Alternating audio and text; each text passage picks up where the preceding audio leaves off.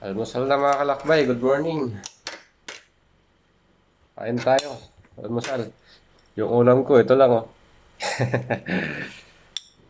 Ah, lagyan natin ng kanin kasi masarap yung sarsa nito. Yan. Tapos, meron tayo dito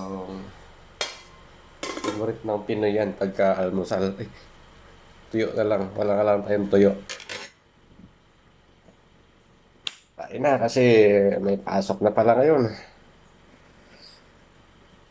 Bitin yung isang araw na day off ba.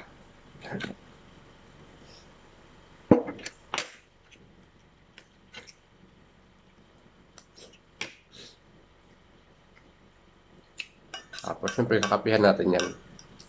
Dahil umulan na naman kanina. Tuloy ako nakatakbo. Kape na lang. Init. Ba't kaya nakakahadik yung kape?